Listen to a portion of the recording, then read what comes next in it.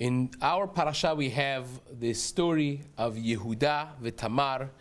After the sale of Yosef to Mitzrayim, the incident that happened with Yehuda, which eventually caused him to be internally considered the king of all the Shvatim, was when he was confronted by the story of Tamar, who was the Kala, the daughter-in-law of Yehuda, who became pregnant from Yehuda, and nobody, unbeknownst to Yehuda himself and anyone else, she was destined, she was decided and written to be killed for immorality. And she very subtly hints to Yehuda, says, whoever is the owner of these personal items, of this seal and the staff, and so on, that's the father of my children.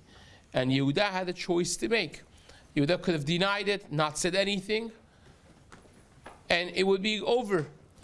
Or could have stepped up and taken responsibility despite the embarrassing moment, public. This is a public punishment, public burning, and publicly would be humiliated by claiming basically this child, this children.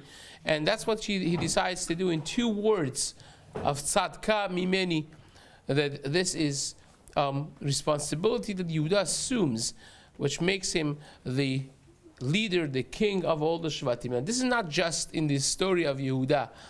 We have this as a consistent thread running through the history of our nation.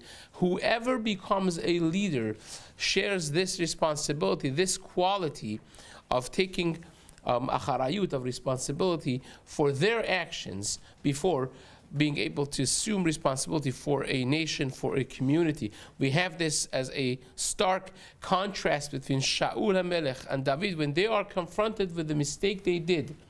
Shaul HaMelech denies it, says, Asher shamati bekol Hashem. When he had to finish up the Amalek, and he didn't, and Shmuel HaNavi, in the words of HaKadosh Baruch Hu, he confronts him, says, why didn't you listen? He says, I did listen. And this goes back and forth 3 or 4 times before he is ready to accept and say that I was weak, I listened, I was pushed by the people, I was afraid of the people. But David HaMelech, when he's confronted by Natan HaNavi, the story of Bathsheba, immediately, in front of everyone in the palace, he steps down from the throne, he falls to his face, says, Chatati Hashem, I have sinned, I take full responsibility for my actions. This is actually mentioned in the Yalkut Shimoni and Bereshit, that Adam HaRishon lo nitrad mi Gan Eden, he was not thrown out of Gan Eden until he blamed Hashem for his mistake.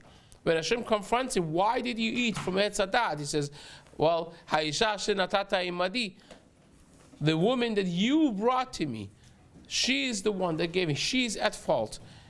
Diverting the blame instead of taking responsibility. That's a thread. We could go on and on with this, but this is a thread that runs through Jewish leadership, a history of our nation. Yehuda became the king. He became the person that Mashiach is going to be from him. Every king of Klal Yisrael, lo yasur shevet mi Yehuda, because he has this element of leadership, taking responsibility for his actions, being able to assume fault and take responsibility is a quality that every person in their life needs.